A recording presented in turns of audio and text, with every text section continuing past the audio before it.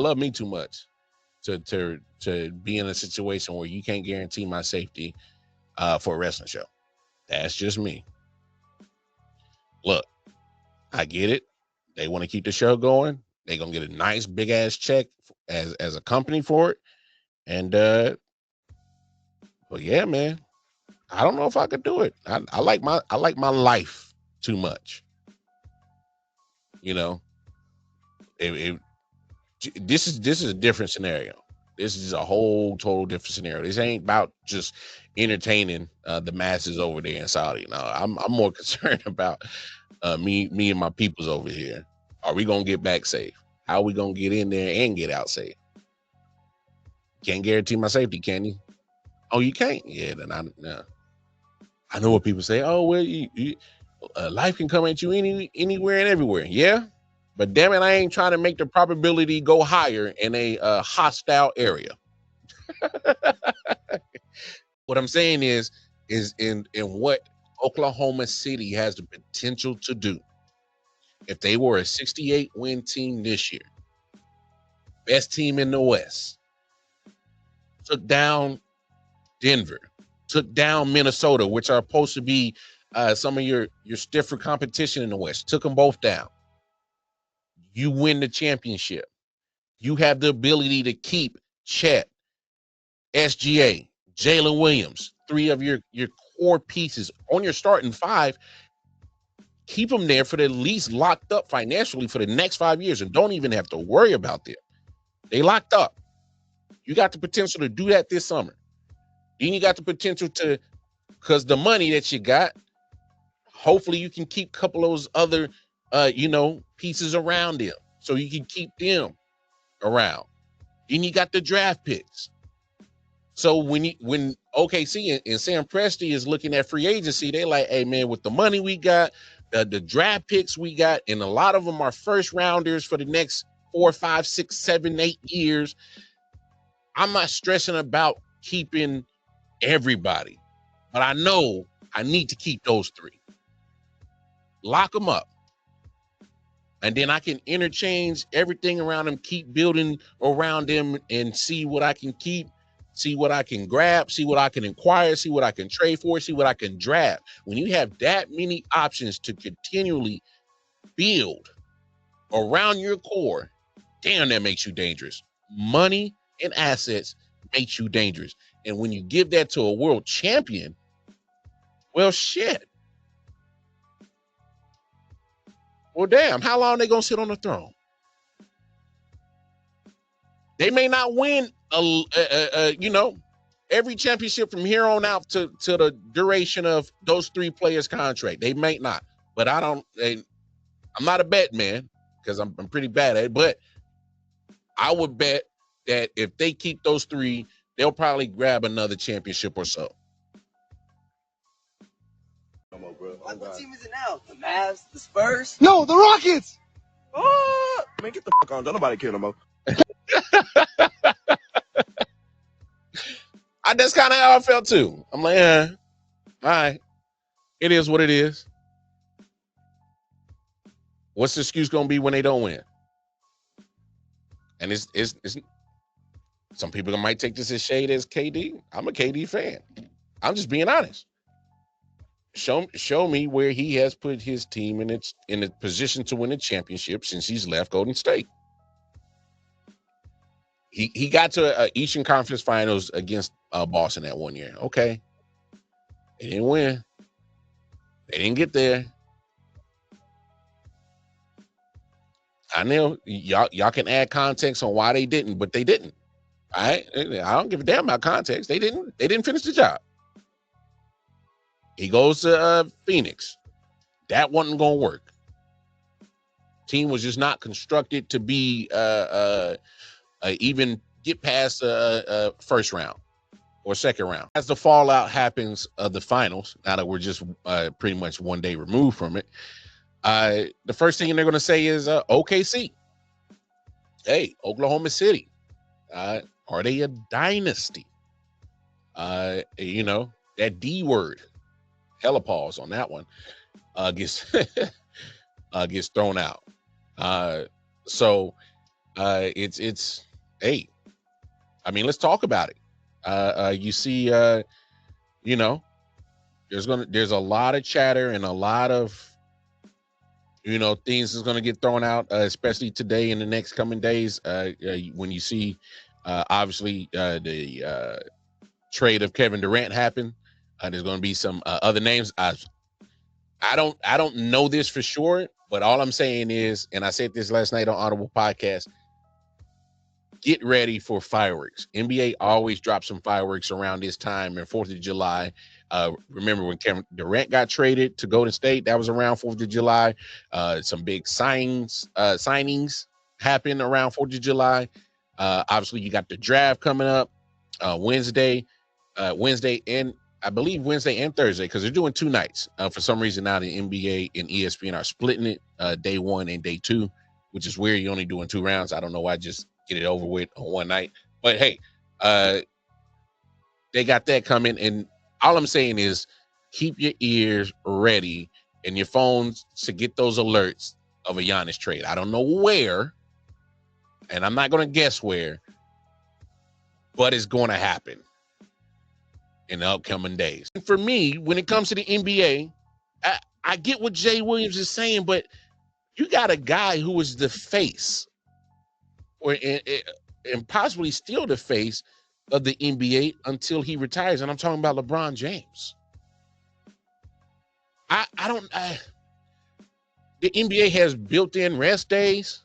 They've already done the time load management situation they got going on in the NBA, and I'm just confused on how is it you're playing less, but these guys are getting hurt more. Now, forgive me for my ignorance. I don't recall a lot of these Achilles injuries.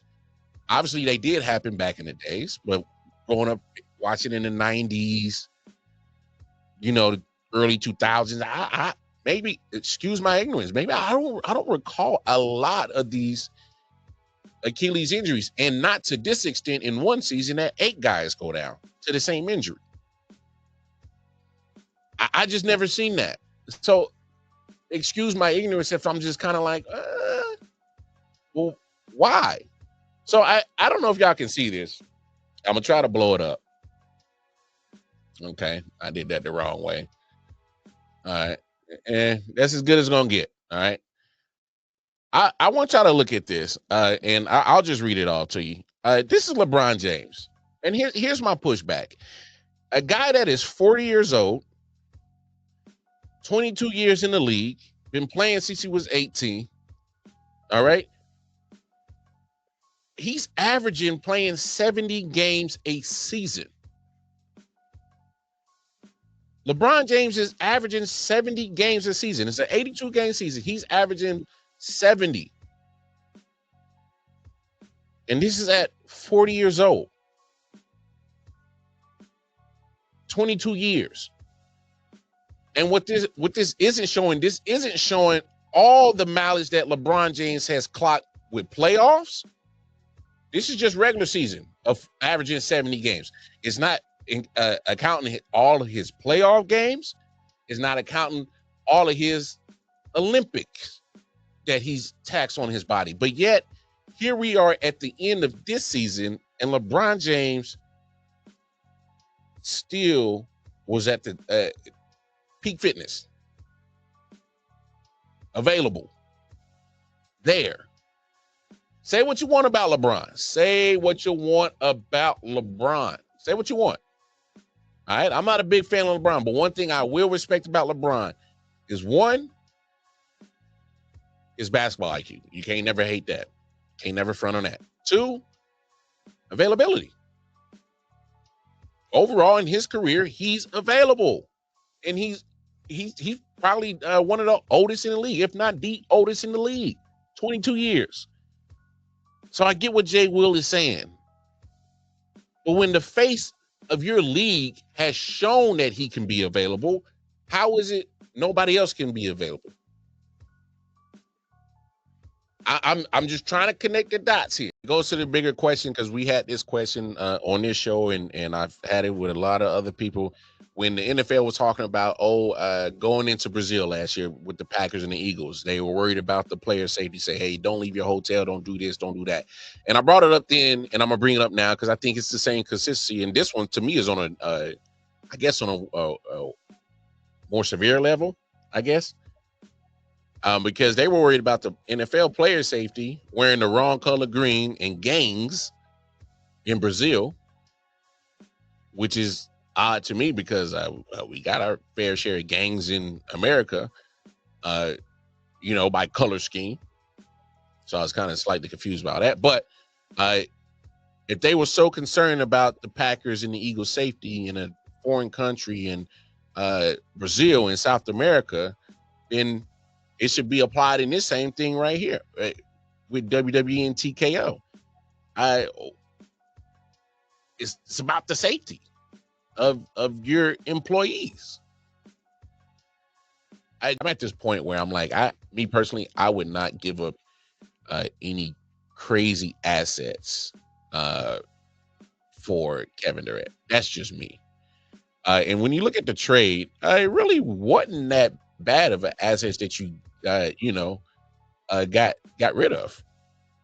You look at pretty much Jalen Green, Dylan Brooks, and some draft picks got swapped, and then a whole bunch of twos. I think it was 4 twos. So when I kind of look at it, I'm like, they actually kind of, Houston really kind of, I don't want to say fleeced Phoenix, but they damn sure, get the offensive weaponry that comes with KD, and you really only gave up Jalen Green and Dylan Brooks. And obviously, I guess you don't stress too much about losing those draft picks, but it is what it is. But I'm looking at Phoenix on this other hand of the trade. I'm like, damn, man, y'all love some guards. None of them are point guards, but y'all love some guards. You add another shooting guard to your roster.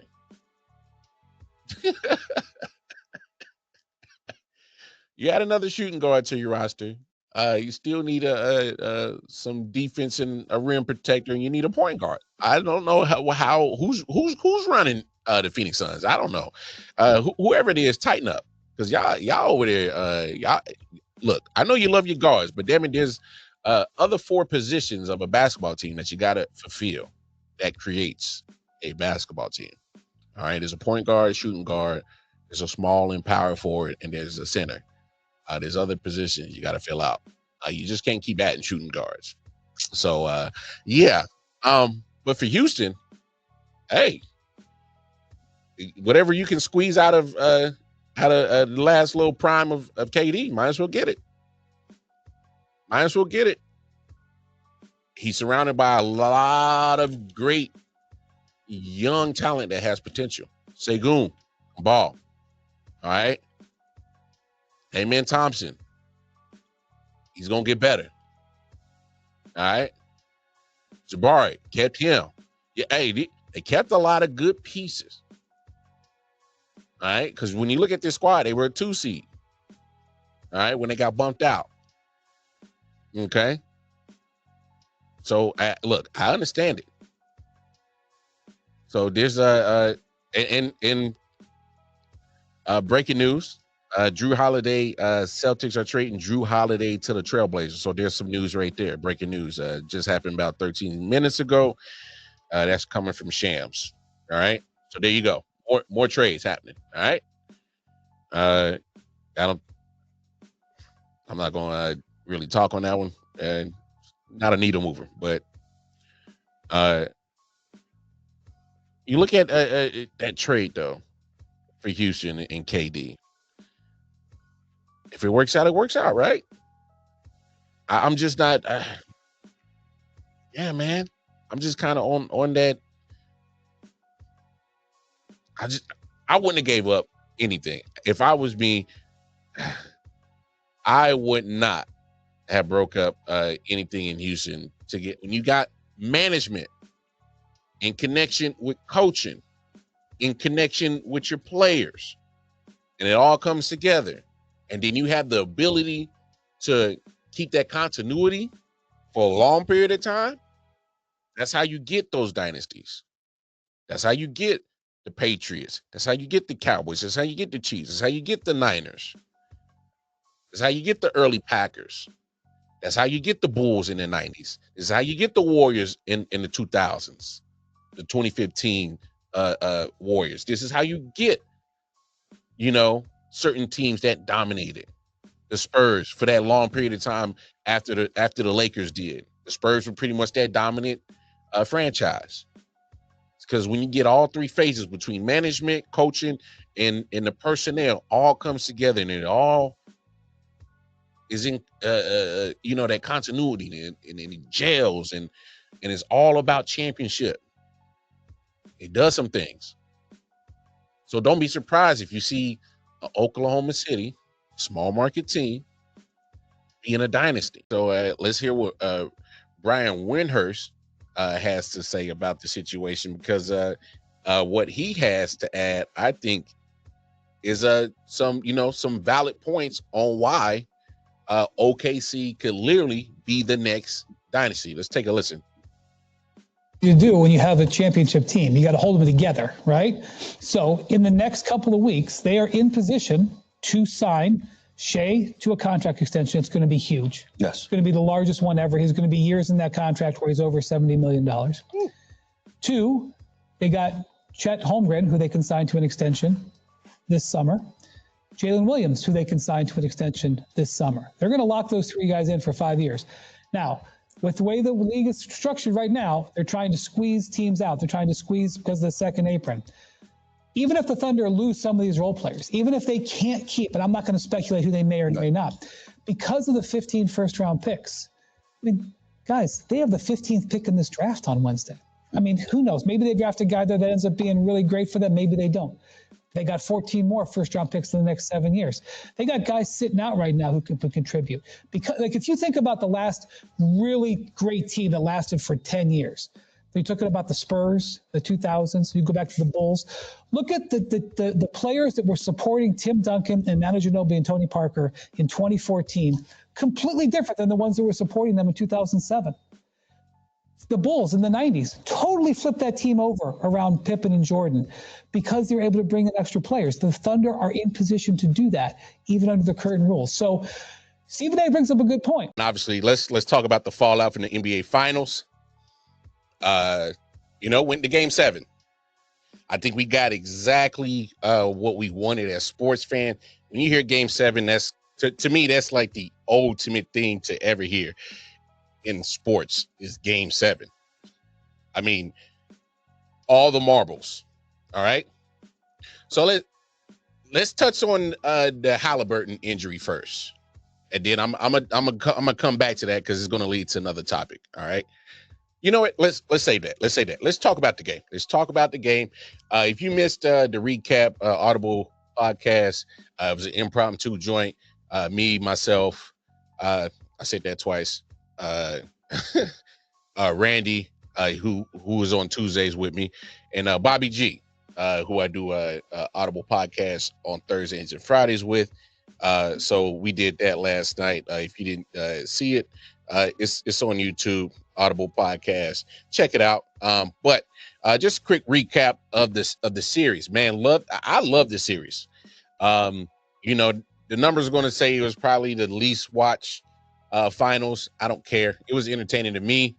It was literally a roller coaster. No team really took control of that series until it really mattered, obviously in Game 7.